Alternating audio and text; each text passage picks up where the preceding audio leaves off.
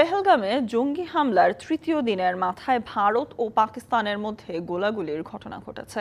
ভারতের সংবাদ মাধ্যম বলছে, বৃহস্পতিবার রাতে কাশ্মীরের নিয়ন্ত্রণ রেখা বরাবর ভারতীয় চৌকি লক্ষ্য করে পাকিস্তান সেনাবাহিনীর গুলির পাল্টা গুলি চালিয়েছে ভারতীয় সেনাবাহিনী।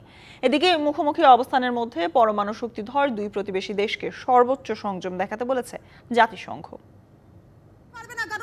পেহেলগামে জঙ্গি হামলার পরে গোটা উপত্যকায় চিরুনি তল্লাশি শুরু করে ভারতের নিরাপত্তা বাহিনী। তাদের দাবি, লুকিয়ে থাকা জঙ্গিরা হঠাৎই হামলা চালাতে থাকে, পাল্টা আক্রমণ করে সেনারাও। ভারত পাকিস্তানের সেনাদের মধ্যে গুলি বিনিময়ের খবরও এসেছে ভারতীয় গণমাধ্যমে। পেহেলগামে জঙ্গি হামলার জেরে প্রতিবেশী দুই দেশের পাল্টাপাল্টি ব্যবস্থা নেওয়ার পর বৃহস্পতিবার রাতে এই ঘটনা ঘটে।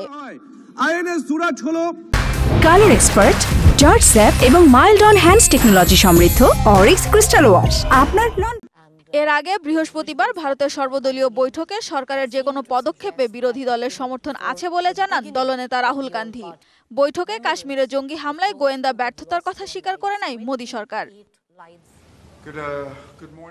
এদিকে পাল্টাপাল্টি পদক্ষেপে ভারত পাকিস্তানের মধ্যে তৈরি হওয়া উত্তেজনার মধ্যেই দেশ দুটিকে সর্বোচ্চ ধৈর্য ধরার আহ্বান জানিয়েছেন জাতিসংঘ মহাসচিব আন্তোনিও গুতেরেস। দুই দেশের মধ্যে যে কোনো সমস্যা আলোচনার মাধ্যমে সমাধান করা সম্ভব বলেও মনে করেন গুতেরেস। সানজিদা ইসলাম তন্নি, ডিবিসি নিউজ ডেস্ক।